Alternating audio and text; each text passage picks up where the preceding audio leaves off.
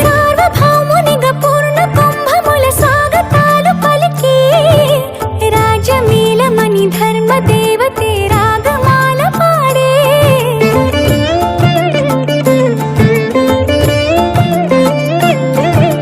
నాలుగు వేదములు తన్మయత్వమున చెలగి మారు మ్రోగే